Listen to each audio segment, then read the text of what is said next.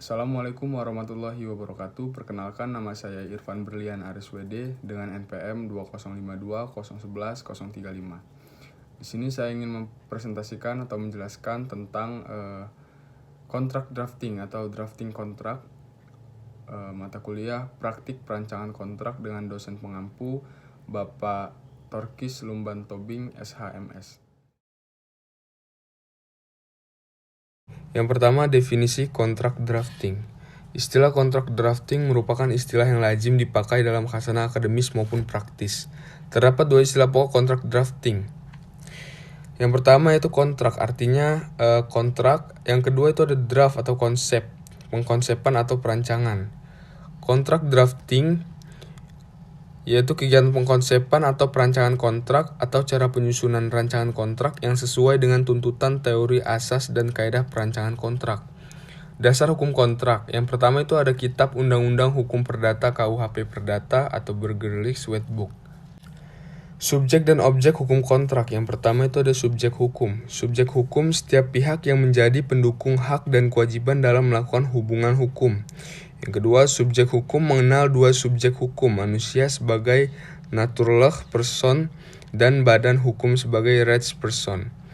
Yang ketiga, ada subjek hukum dalam mengadakan kontrak, harus memenuhi persyaratan hukum tertentu. Agar kontrak mengikat, misalnya subjek hukum orang harus sudah dewasa. Untuk badan hukum harus memenuhi syarat formal suatu badan hukum. Yang keempat, subjek hukum orang pada prinsipnya dapat mewakili kepentingan seseorang, misalnya orang tua dan wali. Yang kedua, objek hukum kontrak bersifat material dan berwujud, atau barang atau benda yang akan ada. Dan bersifat imaterial, misalnya objek hak cipta. Objek hukum dapat berupa perbuatan atau pekerjaan aktif atau pasif yang sifatnya berwujud nyata dan konkret yang merupakan kepentingan bagi subjek hukum. Objek hukum dalam hukum kontrak dikenal pokok perikatan atau prestasi, yaitu memberi sesuatu, menyerahkan sesuatu barang, atau memberi kenikmatan suatu barang. Berbuat sesuatu, misalnya melukis. Tidak berbuat sesuatu, misal tidak membangun pagar.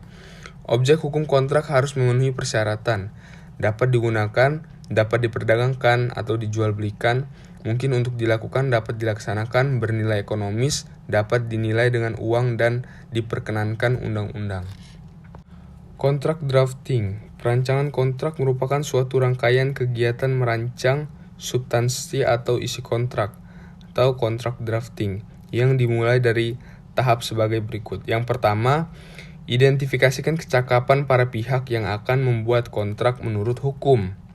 Yang kedua, negosiasi maksud dan tujuan para pihak untuk membuat kontrak.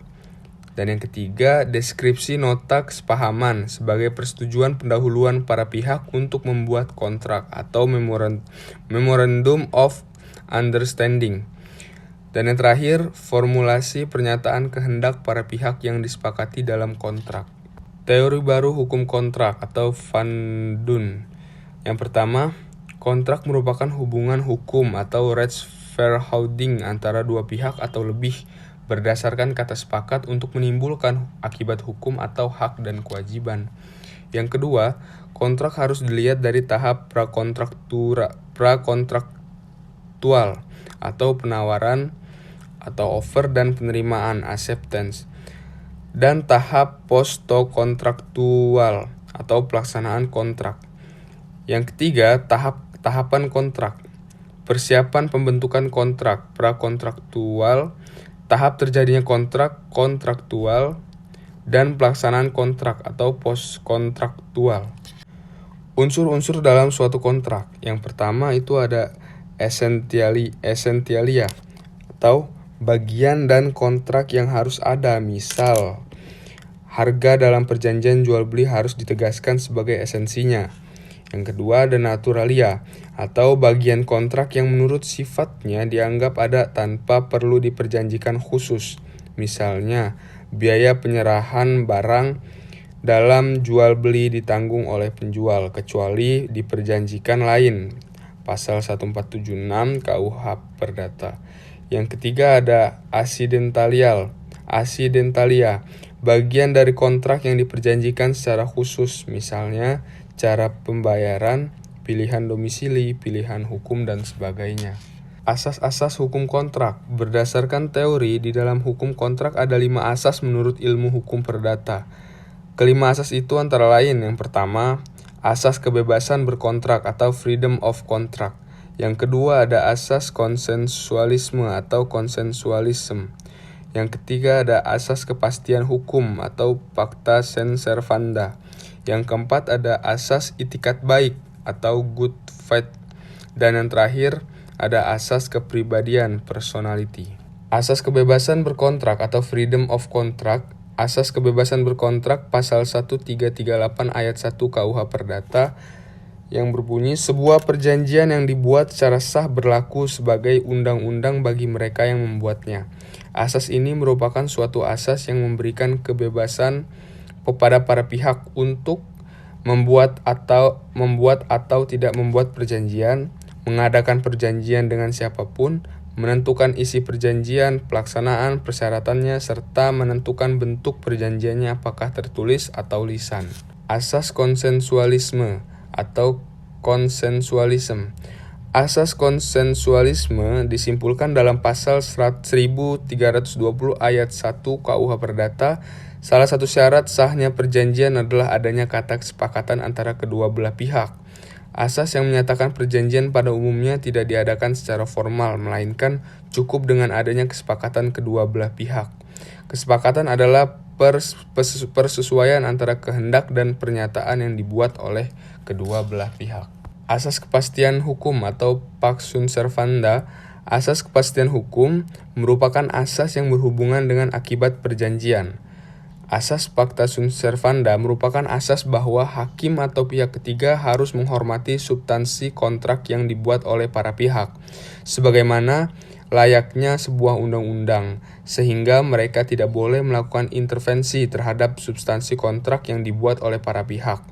Asas pacta sunt servanda dapat disimpulkan dalam pasal 1338 ayat 1 KUH Perdata. Selanjutnya ada asas itikat baik atau good faith. Asas itikat baik pasal 1338 ayat 3 KUH Perdata yang berbunyi, perjanjian harus dilaksanakan dengan itikat baik. Para pihak harus melakukan substansi kontrak berdasarkan kepercayaan atau keyakinan yang teguh maupun kemauan baik dari para pihak. Selanjutnya ada asas konsensualisme atau konsensualism. Asas kepribadian atau personality. Asas kepribadian, asas yang menentukan seseorang yang akan melakukan atau membuat kontrak hanya untuk kepentingan perseorangan saja. Pasal 1315 KUH Perdata menegaskan bahwa pada umumnya seseorang tidak dapat mengadakan perikatan atau perjanjian selain untuk dirinya sendiri. Pasal 1340 KUH Perdata yang berbunyi, perjanjian hanya berlaku antara pihak yang membuatnya. Untuk mengadakan suatu perjanjian, orang tersebut harus untuk kepentingan dirinya sendiri dan perjanjian yang dibuat oleh para pihak berlaku bagi orang yang membuatnya. Selanjutnya ada asas equality, keadilan yang tidak diatur dalam hukum. Sering terjadi penyalahgunaan keadaan karena adanya ketidakseimbangan antar para pihak dalam melakukan negosiasi. Asas equity atau kepatutan menghindari penyalahgunaan keunggulan kejiwaan apabila salah satu pihak berada di posisi ketergantungan relatif.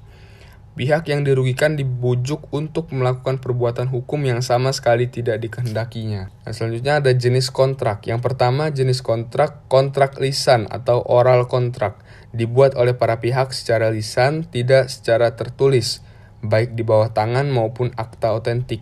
Dalam perkembangan sulit untuk pembuktian. Yang kedua ada kontrak tertulis dalam akta di bawah tangan, dibuat oleh para pihak sendiri secara tertulis tanpa perantara pejabat yang berwenang.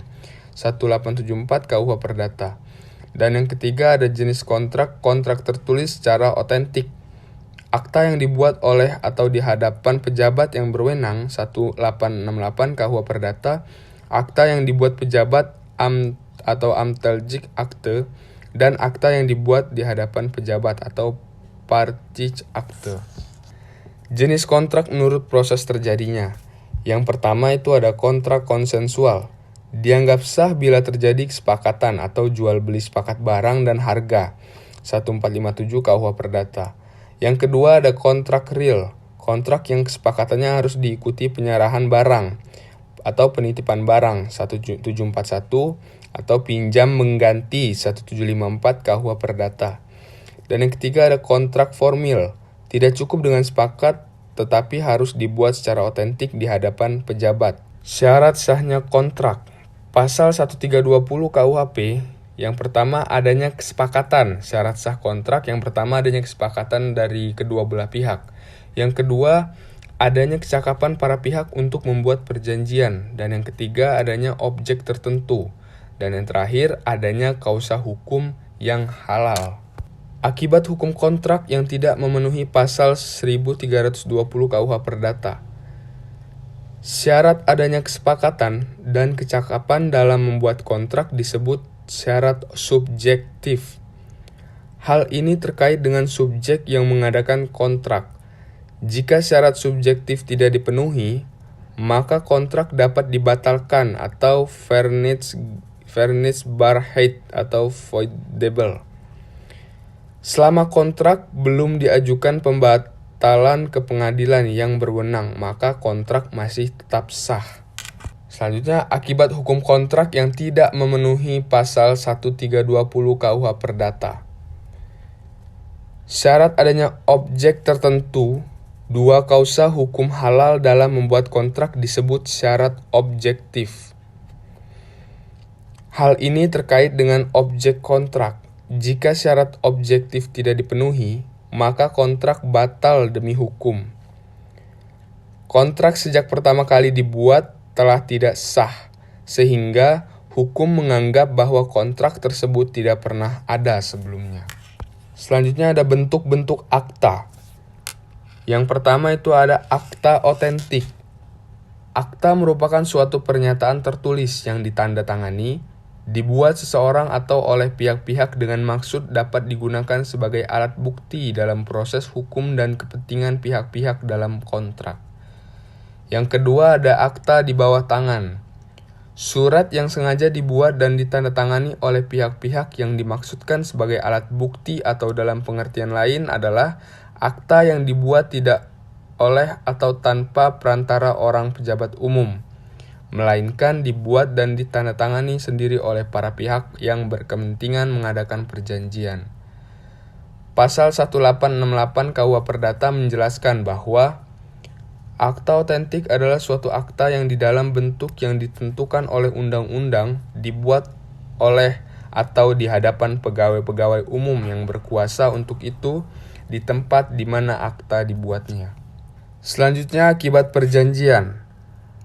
Pasal 1339 KUH Perdata, perjanjian-perjanjian tidak hanya mengikat untuk hal-hal yang dengan tegas dinyatakan di dalamnya, tetapi juga untuk segala sesuatu yang menurut sifat perjanjian diharuskan oleh kepatutan, kebiasaan, dan undang-undang yang mengikat para pihak dalam perjanjian.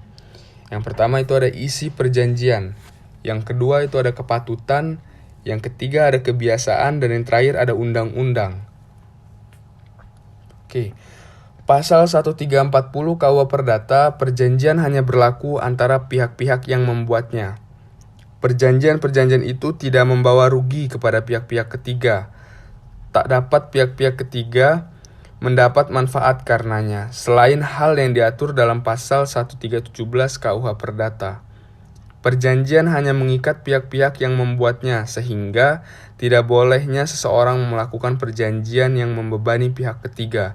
Sedangkan pihak ketiga dapat saja dilakukan jika sesuai dengan apa yang diatur dalam pasal 1317 KUH Perdata. Mungkin ini saja yang dapat saya sampaikan dari paparan saya terkait tentang kontrak drafting. Kurang lebihnya saya mohon maaf, kepada Allah saya mohon ampun. Wassalamualaikum warahmatullahi wabarakatuh.